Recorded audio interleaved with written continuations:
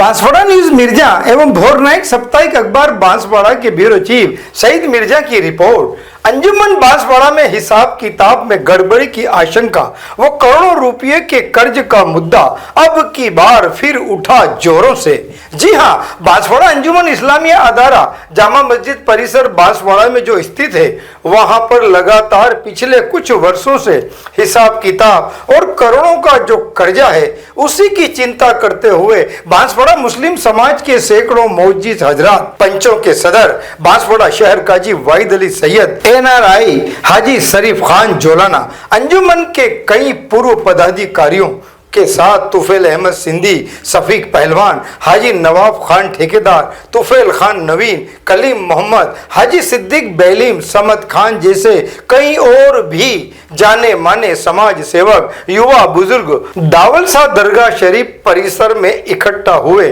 और वहां पर पप्पू खान पठान, खंदारवाड़ी पंच के सदर, अंजुमन के पूर्व पदाधिकारी तुफैल अहमद सिंधी ने जनसभा को संबोधित किया। जिंदगी जो चीजें चल रही थी, जो बैठकें चल रही थी, उसमें एक तरतीब बनी। उस तरतीब को बनाते बनाते हम आप बुजुर्गों तक आए। लेकिन जिस हिसाब से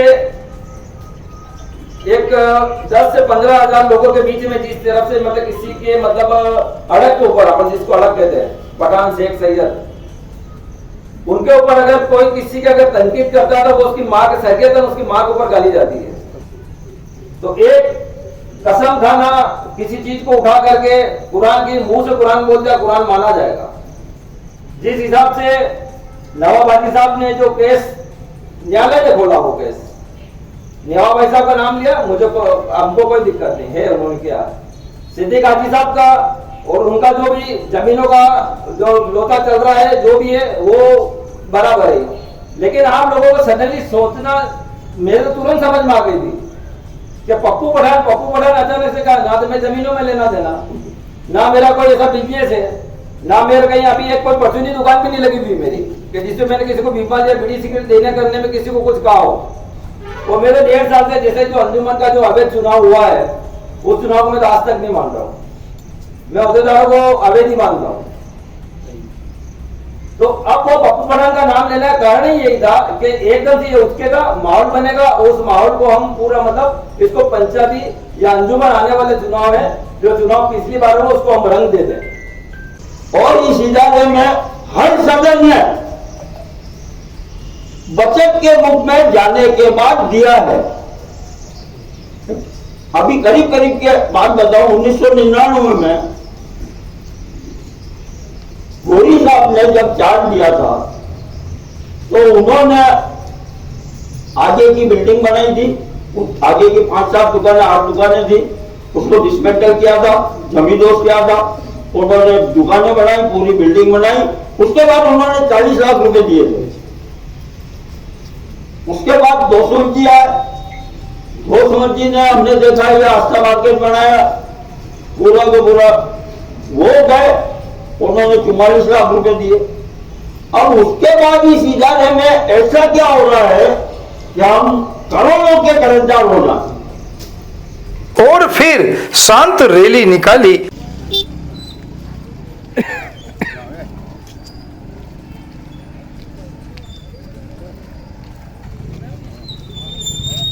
बिल्कुल जी हाँ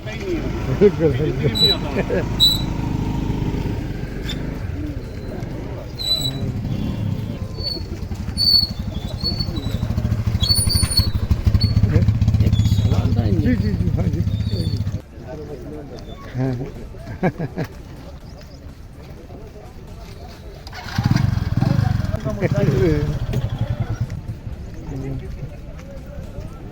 लगता है कौम के लोग धीरे धीरे जाग रहे हैं अलब खान जी के साथ।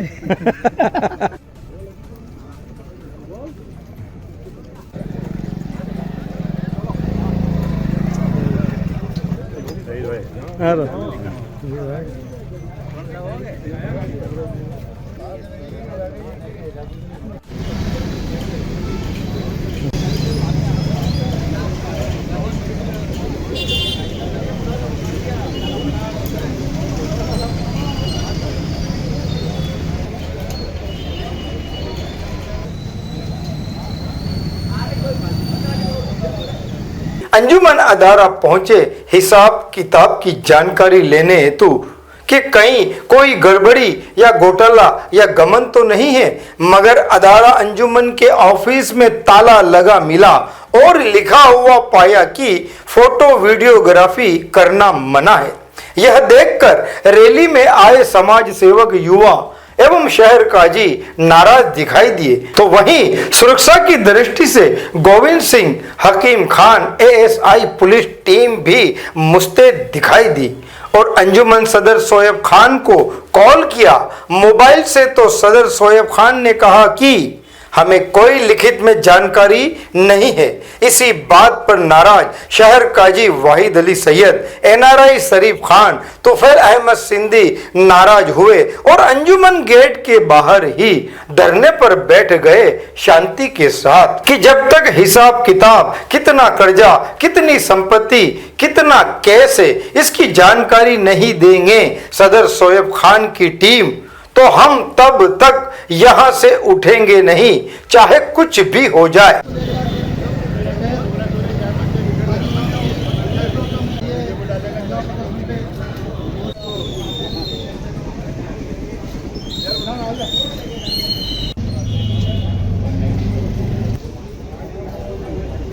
तो चलिए सुनते हैं नाराज एनआरआई शरीफ खान, शहर काजी सैयद वाहिद अली, तुफैल अहमद सिंधी और एक नाराज महिला मेवा फरोश किराएदार ने आक्रोश व्यक्त करते हुए क्या क्या आरोप लगाए अंजुमन सदर शोएब खान पर।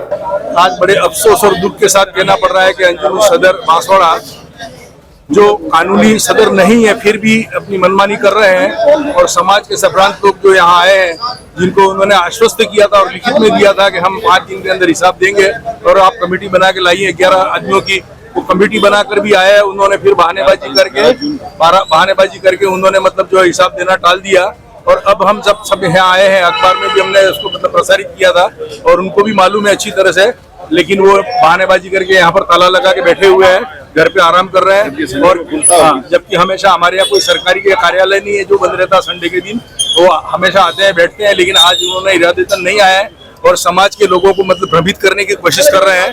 कल आ जाना, परसों आ जाना, बारिश का मौसम है, समाज जन सब अपने नौकरी वाले, काम वाले भी हैं, तभी व्यापारी लोग भी हैं, बार बार यहाँ थोड़ी इकट्ठा होते हैं, लेकिन अब वो नहीं आए। इससे स्पष्ट होता है कि दाल में कुछ काला है, दाल में कुछ काला है। निश्चित रूप से अगर वो ईमानदार और सच्चे हैं तो समाज के सामने अपने पोते खोल के रख देवे। समाज तो यही चाहता है कि आप हिसाब किताब दीजिए, हम आपको कोई इल्जाम नहीं लगा रहे, हम तो सिर्फ आपसे निवेदन कर रहे हैं, रिक्वेस्ट कर रहे हैं, इंतजार कर रहे हैं कि आप हिसाब दीजिए हमको।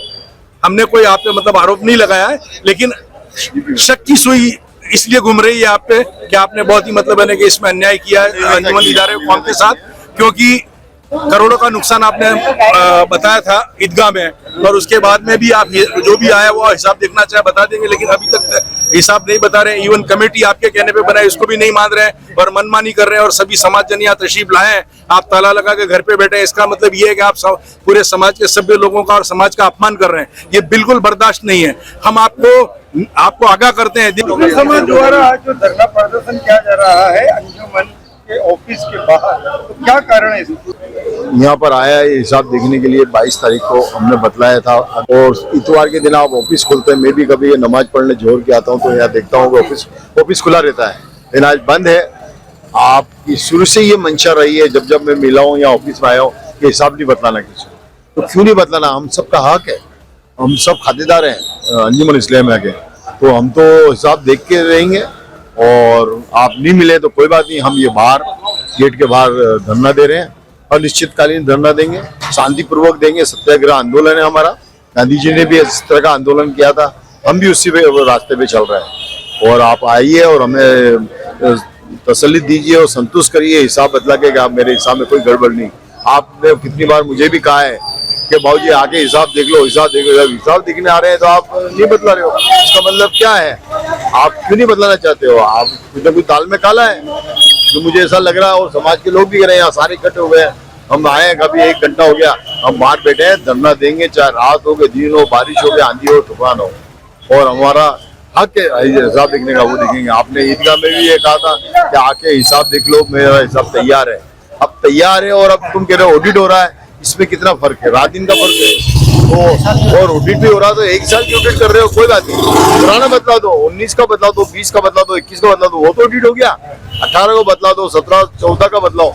तो ये कुल मिला के आप गोलमाल जवाब देते हो, गोलमाल।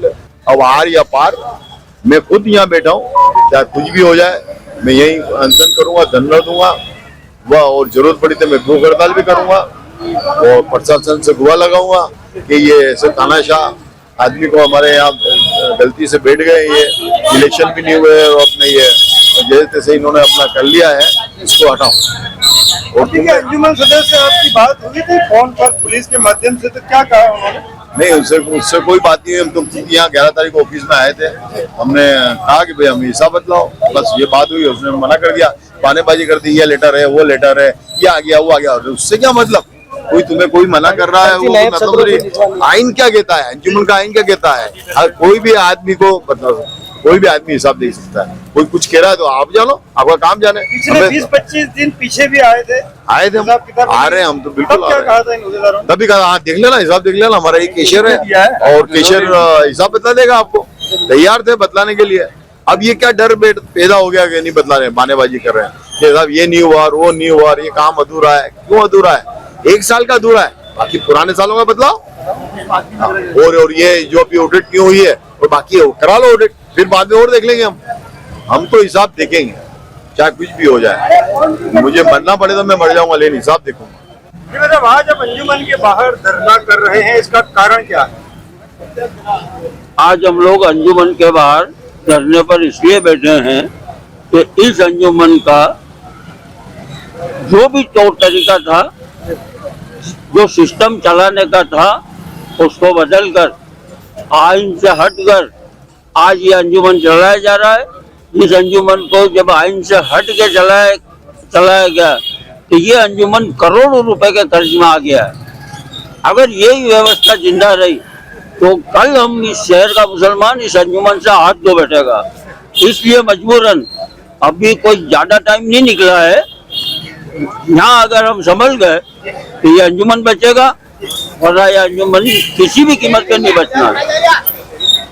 आपको क्या लग रहा है, जो कर्जा होने का कारण क्या है? नहीं, ये कर्जा अव्यवस्थित चलने से हुआ है। पूर्व में मैं खुद इस अंजुमन में 3 बार ओहदेदार रह चुका हूँ। इस अंजुमन का एक आइन है, आइन की तहत अंजुमन चलता रहा है।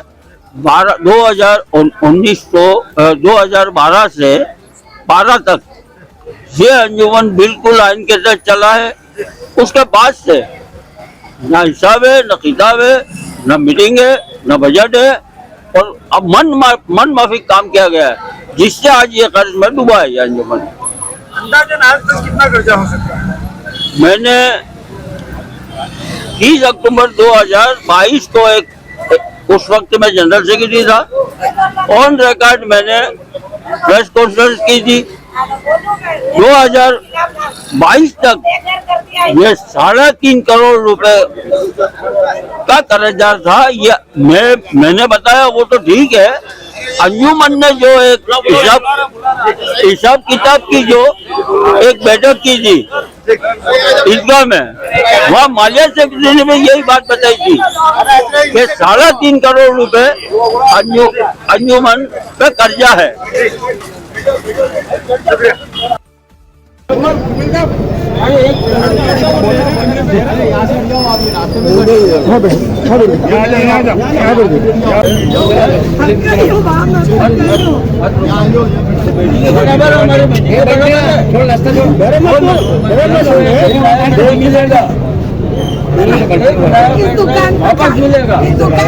कहना चाह रही हूँ, मेरे आदमी को डरा के पहले 14 लाख रुपए ले लिए इन्होंने, और अभी 8 लाख के 6 लाख क्या माला अभी एग्रीमेंट नया करा, तो 2 महीने पहले इन्होंने एग्रीमेंट कर लिया।